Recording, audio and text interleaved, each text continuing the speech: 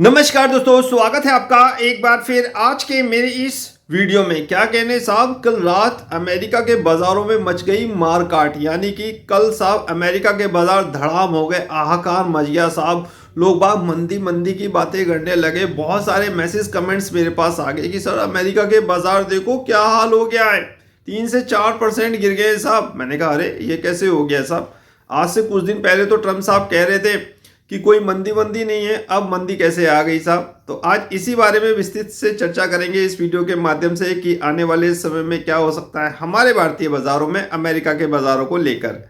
तो चलिए चीज़ों को थोड़ा सा स्टेप बाय स्टेप समझते हैं। तो कल दोस्तों आपको पता ही है कि अमेरिका के बाजारों में क्या हाल हुआ है साहब। नैस्डैक हो या फिर आपका डॉ जोन्स हो, सब साहब धड़ाम हो गए, 3 से 4% नीचे गिर गए। यानी कि देखिए कितनी बड़ी गिरावट हुई है। ऐसा कहा जा रहा है कि 2022 के बाद ऐसा जो दिन आया है वो 2022 के बाद आया है। कुल मिला के 2022 में कोई ऐसा दिन आया होगा जिस दिन नैस्डैक और अमेरिकी बाजार गिरे होंगे। उसके बाद कल गिरे हैं अमेरिका के नैस्डैक और साहब डॉ जोन्स। ठीक है, अब इसको लेकर साहब बहुत सारी अफवाहें उड़ी हैं, बहुत सारी अटकलें आई हैं। ठीक है, अब वो चीज़ क्या है, क्यों गिरे ये अमेरिका के बाजार। एक्चुअली अमेरिका के बाजारों में खबर चली कल कि जो अमेरिकी राष्ट्रपति हैं ट्रम्प साहब, उन्होंने माना कि हाँ शायद हम लोग मंदी में प्रवेश कर सकते हैं। ठीक है, लेकिन उसके सडनली एक बार फिर मैसेज आ गया कि शायद हम मंदी में ना सब प्रवेश करें। यानी कि कहीं पर ऐसी खबरें आ रही है कि मंदी में प्रवेश करेंगे, कहीं पर ऐसी खबरें आ रही हैं कि मंदी में नहीं प्रवेश करेंगे। तो इसी कंफ्यूजन में साहब निवेशकों के मन में बेचैनी हुई और उन्होंने दौड़ दौड़ बिकवाली शुरू कर दी और अमेरिका के बाजार गिर गए। यही एक कारण है। ठीक है, वरना साहब आप देखिए दूसरी तरफ अमेरिका के ट्रम्प साहब टैरिफ बढ़ाने की बातें कर रहे हैं और इन्फ्लेशन हाई करने की बातें कर रहे हैं। भाई टैरिफ बढ़ाओगे, दूसरे देशों से माल नहीं लोगे, क्या कर लगाओगे तो क्या होगा, आपके साथ जो इन्फ्लेशन है वो हाइक होगी। एक तरफ आप मंदी में हो, दूसरी तरफ आप टैरिफ लगा रहे हो। ये चीज़ सोचने वाली है ना। हालांकि वो चाहते हैं कि जो उनकी डोमेस्टिक लेवल इंडस्ट्री है वो थोड़ा सा बूस्ट करे। ठीक है, यही तो मतलब है ना कि भाई बाहर के सामानों पे अगर आप कर लगा रहे हो तो उसका क्या मतलब है कि आप डोमेस्टिक इंडस्ट्री को बूस्ट देना चाहते हो। तो ये सारी चीज़ें हैं दोस्तों। लेकिन मैं आपसे कहना चाहूँगा कि ऐसा पहली बार नहीं हुआ। देखिए जब भी कभी बाजार जो है अपने टॉप पे होता है, इतनी अच्छी रैली हुई है पिछले कुछ सालों में, 2-1 सालों में कोरोना के बाद एक अच्छी रैली हुई है। अमेरिका के बाजार हो, चाहे एशियन मार्केट हो, चाहे विश्व के बाजार हो, अच्छी रैली हुई है। उसके बाद करेक्शन आना स्वाभाविक है। ठीक है, चाहे वो यहाँ हो चाहे अमेरिका हो, ये एक मौके होते हैं हमें साहब अच्छे स्टॉक पे नज़र रखने के। ठीक है, बाकी निवेश कहाँ करना है, कैसे करना है, वो तो आप सोच समझ के करो। ठीक है, और अगर आपको हमारे साथ ही जुड़ना है तो टेलीग्राम चैनल पे आ जाओ। तो ये तो चीज़ें होती हैं दोस्तों कि अगर मान लिया बहुत तेज़ी हुई है बाजार में तो डेफिनेटली उसके बाद बिकवाली होगी, उसके बाद गिरेंगे साहब। तो यही कारण है। अब आप क्या सोच रहे हो, हमारे भारतीय बाजारों में गिरावट नहीं हुई। 26,000 से हम लोग कहाँ ट्रेड कर रहे हैं, 22,000 के आसपास ट्रेड कर रहे हैं। 21,950 का मेरे ख्याल से लो भी बनाया है अभी कुछ दिन पहले।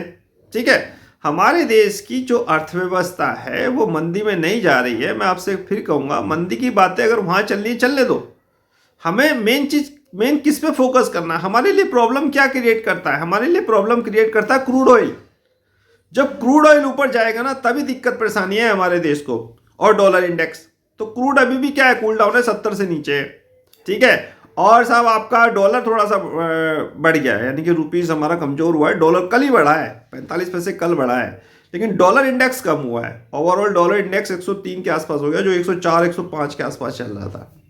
तो क्रूड में थोड़ा सा कूल डाउन है, जो हमारे भारतीय अर्थव्यवस्था के लिए सही है दोस्तों। ऑटो सेल्स नंबर्स आप देखिए, महिंद्रा एंड महिंद्रा ने जो भी ऑटो सेल्स नंबर दिए, क्या शानदार नंबर दिए। मंदी की बातें यहाँ संभव नहीं है। ठीक है, हमारे देश में तो संभव है नहीं। महाकुंभ जैसा आयोजन 3 लाख करोड़ का टर्नओवर जो दे रहा है, वो क्या होगा, जो कैश लोग बागों ने खर्च किया है महाकुंभ में वो क्या करेगा, बूस्टर तो देगा। 3 लाख करोड़ रुपए सिस्टम में तो आएंगे। हालांकि बैंक में दिक्कत हो जाएगी, बैंक में मैंने बताया था कि लिक्विडिटी की थोड़ी प्रॉब्लम हो सकती है महाकुंभ की वजह से, लेकिन घूम फिर के फिर साहब कुछ दिनों बाद बैंकों में चला जाएगा वो पैसा, देखना आप। तो कोई दिक्कत परेशानी वाली बात नहीं है, पैनिक ना करें। ठीक है, और साहब जो अमेरिका में खबरें चल रही हैं, अगर बाजार गिरा है तो डेफिनेटली वहाँ रिकवरी भी आएगी। ऐसा नहीं है कि गिरता ही गिरता बाजार जाएगा। ये चीज़ें आज से नहीं हो रही हैं, कई सालों से ऐसा ही हो रहा है। ठीक है, जब भी बाजार ऊपर चले जाते हैं तो 10-15% की गिरावट स्वाभाविक है, और वही गिरावट आपको आज देखने को मिली अमेरिका के बाजारों में। रही बात हमारे बाजारों की, तो मंदी की तो यहाँ संभावना मैं बिल्कुल साहब मैं नहीं मानता कि इंडिया में मंदी आएगी साहब। इतना बड़ा देश है, हमारी इतनी जनसंख्या, कंजम्पशन देखिए आप, डिमांड एंड सप्लाई का चैप्टर होता है उसको देखिए, समझिए। महाकुंभ जैसा आयोजन हो रहा है, कैश में लिक्विडिटी की कोई समस्या है नहीं, आरबीआई भी कह रहा है कि हम और पैसा डालेंगे। थोड़े से जो मैक्रो कंडीशन है ना वो हमारे फेवर में नहीं है डॉलर को लेकर, बाकी क्रूड को लेकर हमें कोई चिंता करने की वाली बात नहीं है। टैरिफ अगर अमेरिका लगाता है सब पे, और अगर हमारे देश पे भी लगाता है, तो हमें कोई चिंता वाली बात नहीं है। हमारा खुद का देश बहुत कंजम्पशन बहुत बड़ा है साहब, ठीक है। हालांकि एक्सपोर्ट को देखो थोड़ी दिक्कत हो सकती है भाई, टैरिफ लगाओगे तो दिक्कत हो सकती है, लेकिन अभी तक अमेरिका ने इंडिया को लेकर ऐसी कोई बात कही नहीं है, और इंडिया को टैरिफ को लेकर भी ऐसा कोई बड़ा बयान नहीं दिया है जिस प्रकार कनाडा और मैक्सिको को लेकर दिया है, ठीक है। तो आपको यहाँ के बारे में, इंडिया के बारे में थोड़ा चिंता नहीं करनी चाहिए। अमेरिका में अगर गिरावट हुई है तो ये नहीं सोचना चाहिए कि हमारे भारतीय बाजार भी गिरेंगे, ठीक है। यहाँ गवर्नमेंट अपना काम कर रही है, ठीक है, अपने एक्सपेंडिचर को बढ़ा रही है, ठीक है। तो ये सारी चीज़ों को आपको समझिए, आज का बाजार का रिएक्शन देखिए, और फिर शाम को मिलते हैं एक नेक्स्ट वीडियो में। देखेंगे कि अमेरिका के बाज़ारों में जो गिरावट हुई है उसको आज बाजार ने किस तरह से डाइजेस्ट करने की कोशिश की है। फिलहाल इस वीडियो में इतना ही है, बाकी पैनिक होने की आवश्यकता नहीं है। अपने रिसर्च एनालिस्ट से या अपने फाइनेंशियल एडवाइज़र से, जो भी सेबी रजिस्टर्ड है, उनसे सलाह मशवरा लेकर आप बाज़ार के बारे में सोच सकते हो कि हमें किन स्टॉक पे फोकस करना चाहिए। फिलहाल इस वीडियो को समाप्त करने की आज्ञा दीजिए। नमस्कार।